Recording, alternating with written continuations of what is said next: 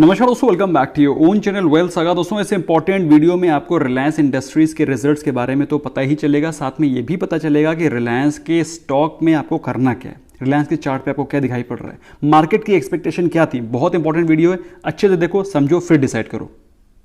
दोस्तों सबसे पहले हम लोग क्विकली एक बार मार्केट का क्या व्यू था, क्या ओपिनियन था, उसके कंपैरिजन में रिलायंस ने कैसा परफॉर्म किया उस पर नजर डालते हैं। मार्केट का एक्सपेक्टेशन था कि रिलायंस का जो प्रॉफिट आएगा वो आएगा 10,845 करोड़, जो कि उसके एक्सपेक्टेशन से बेहतर आया। अगर हम लोग बात करें रेवेन्यू की, तो मार्केट की एक्सपेक्टेशन था कि इसका रेवेन्यू आएगा 1.54 लाख करोड़, जो कि उससे 10% के आसपास गिरावट के साथ आया। लेकिन प्रॉफिटेबिलिटी में इंप्रूवमेंट है, प्रॉफिटेबिलिटी ने बीट किया है मार्केट को। अगर हम लोग बात करें expectation as far as EBITDA is concern, तो मार्केट की एक्सपेक्टेशन के इन लाइन है। अगर हम लोग बात करें मार्जिन्स की, तो मार्केट की एक्सपेक्टेशन थी कि the margins will be at 15.1%, जो कि बेहतर आया। तो overall results are okay, results are better. लेकिन रिलायंस के रिजल्ट्स को हम लोग थोड़ा सा ड्वेल डीप भी करेंगे और ये भी देखेंगे कि रिलायंस ने अंडर परफॉर्म किया है रेवेन्यू में, तो क्यों किया है, रीजन क्या है।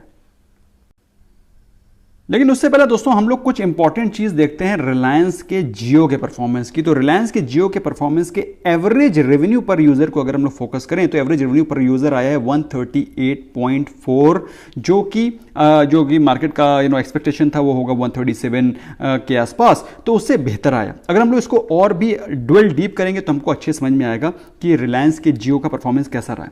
यस, जहां अंडर परफॉर्मेंस है वो है रिटेल बिजनेस। अब रिटेल के बिजनेस का जो एबिटा है वो आया 1953 करोड़, जो कि मार्केट ने एक्सपेक्ट कर रखा था, या फिर जो पिछले क्वार्टर का अगर परफॉर्मेंस देखें तो इट वाज 3623 करोड़। तो मार्केट की एक्सपेक्टेशन साथ में जो पिछले क्वार्टर की परफॉर्मेंस थी उससे काफी ज्यादा अंडर परफॉर्मेंस शो कर रहा है। इसको हम लोग डिटेल में भी देखेंगे। लेकिन उससे पहले एक बार रिलायंस जियो के डिटेल्ड अर्निंग्स को देखते हैं, रेवेन्यू को देखते हैं। रेवेन्यू आया 17,994 करोड़, जो कि पिछले क्वार्टर में था 17,358 करोड़। मतलब बेसिकली पिछले क्वार्टर से बेहतर परफॉर्म किया है, लेकिन जो मार्केट की एक्सपेक्टेशन थी उससे अंडर परफॉर्म किया है as far as revenue is concern. अच्छा, प्रॉफिटेबिलिटी की बात करते हैं, तो मार्केट ने एक्सपेक्ट किया था 3154 करोड़, जो कि उससे बेहतर परफॉर्म किया है, और पिछले क्वार्टर से तो बेहतर परफॉर्म किया ही। तो basically profitability has been far better. The market had expected, जो प्रॉफिट मार्केट ने एक्सपेक्ट किए थे उससे बेहतर परफॉर्म किया है जियो ने। अब जो अंडर परफॉर्मेंस है उसके पीछे रीजन क्या है भाई। क्वार्टर ऑन क्वार्टर अगर अंडर परफॉर्मेंस दिखाई पड़ रही है, वो दिखाई पड़ रही है बिकॉज ऑफ रिटेल बिजनेस। अभी हम लोग इसके एग्जैक्ट डिटेल को भी समझेंगे ऑन इट्स रिजल्ट पीडीएफ। अच्छा, इसके अलावा डिजिटल सर्विसेज के बारे में बात करें तो 14.3 मिलियन सब्सक्राइबर्स ऐड हुए हैं। Oil to chemical business, digital business were pretty strong in this quarter. Retail footfall में गिरावट थी दोस्तों। आपको मालूम है कितने सारे लॉकडाउन चल रहे हैं, कितने सारे रिस्ट्रिक्शंस चल रहे हैं, ऑलमोस्ट हर एक स्टेट में तो रिस्ट्रिक्शन चल ही रही हैं। तो ऑफकोर्स अगर रिटेल फुटफॉल कम होगी तो ऑफकोर्स अर्निंग में डेंट लगना तय है। लेकिन दोस्तों ऑयल टू केमिकल बिजनेस ने, डिजिटल सर्विसेज के बिजनेस ने अच्छा परफॉर्म किया, जैसे कि मैंने आपको दिखाया। अब हम लोग चलते हैं क्विकली जरा रिलायंस के एग्जैक्ट रिजल्ट्स पे, जो कि रिलायंस ने फाइल किया है एक्सचेंजेस में। तो दोस्तों ये है रिलायंस के रिजल्ट्स। हम लोग गहरी खुदाई नहीं करेंगे, हम लोग वो चीज़ जानेंगे जो चीज़ हमारे लिए जानना ज़रूरी है।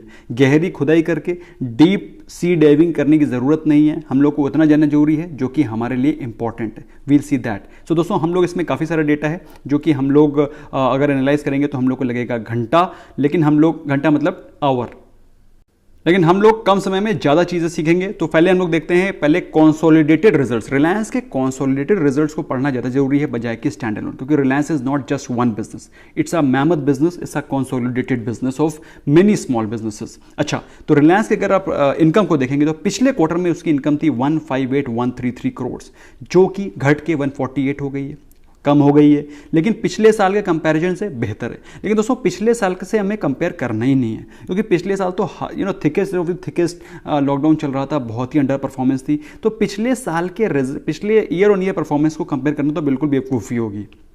हम लोग पिछले क्वार्टर से कंपेयर करेंगे, मार्च के क्वार्टर से कंपेयर करेंगे। ओके, हम लोग नीचे चलते हैं, हम लोग आते हैं बॉटम लाइन पे। Profit for the period, profit for the period आया 13,806, जो कि पिछले क्वार्टर से अच्छा खासा कम है। रीजन क्या है उसको आगे देखेंगे।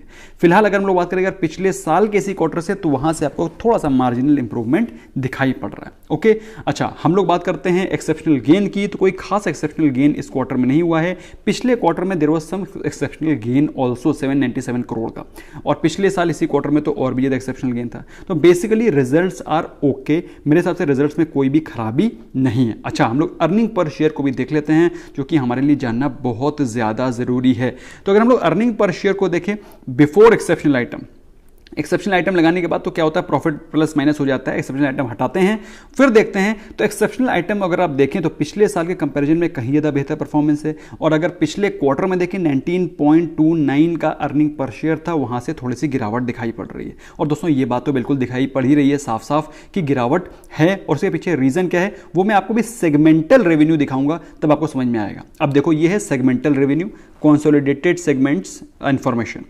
अब यहां पर आप देखिए ऑयल टू केमिकल बिजनेस 101080, ये था इसका ऑयल टू केमिकल का बिजनेस का परफॉर्मेंस पिछले क्वार्टर में, क्वार्टर 4, वहां से बेहतर परफॉर्मेंस है।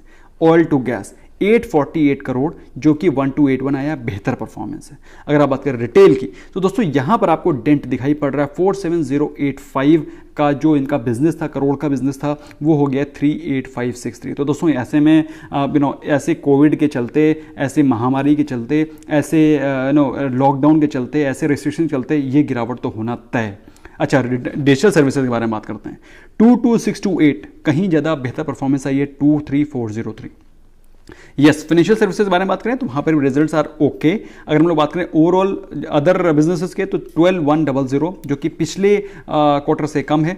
पिछले साल के इसी क्वार्टर से तो कंपेयर करना मैंने बताया दोस्तों, कोई कंपैरिजन का मतलब ही नहीं है, क्योंकि पिछले साल तो thickest of the thick Covid के चलते रिस्ट्रिक्शन चल रहे थे, सारी चीज़ें आपके सामने।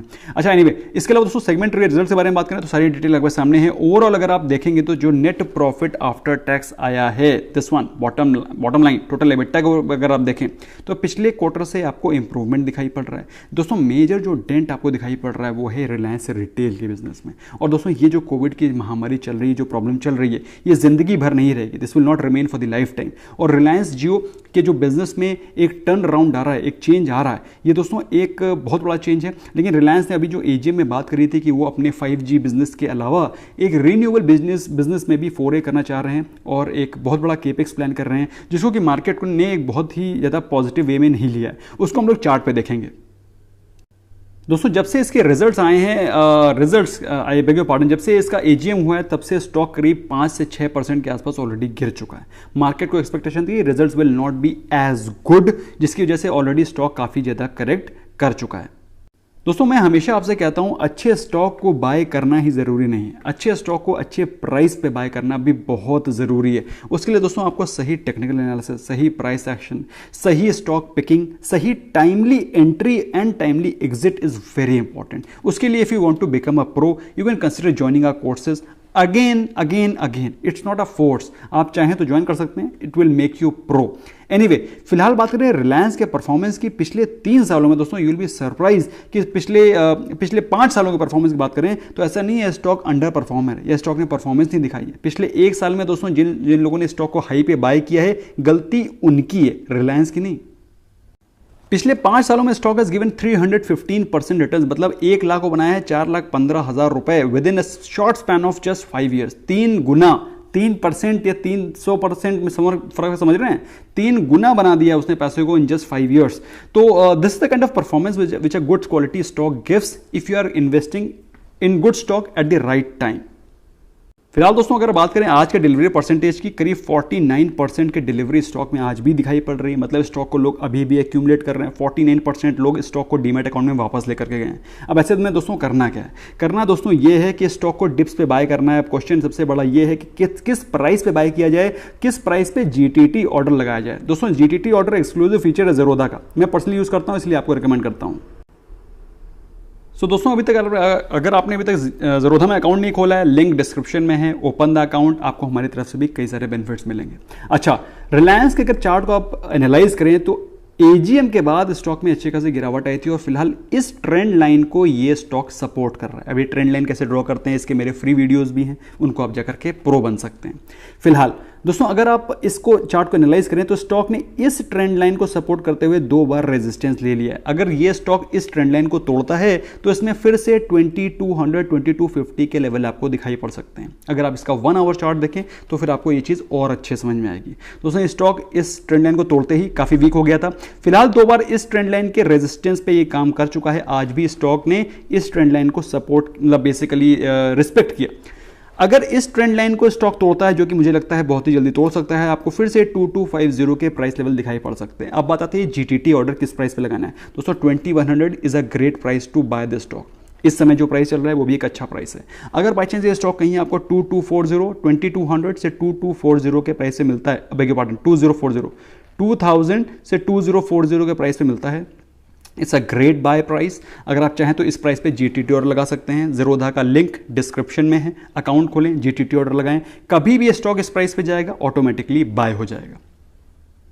तो दोस्तों कैसा लगा वीडियो अच्छा लगा है स्मैश करें लाइक बटन। मुझे कमेंट सेक्शन में डेफिनेटली बताएं क्या आपके पोर्टफोलियो में रिलायंस है या नहीं है तो इसको एक्यूमुलेट करिए, क्योंकि दोस्तों ये स्टॉक एक बहुत ही दिग्गज है भाई। मैं तो ये बोलता हूँ ना कि अंबानी साहब बहुत ही एग्रेसिव प्रमोटर हैं और एग्रेसिव प्रमोटर के साथ रहने में ही फायदा है। So if you want to multiply your money quickly तो of course if you cannot be Ambani, at least keep Ambani stock in your portfolio.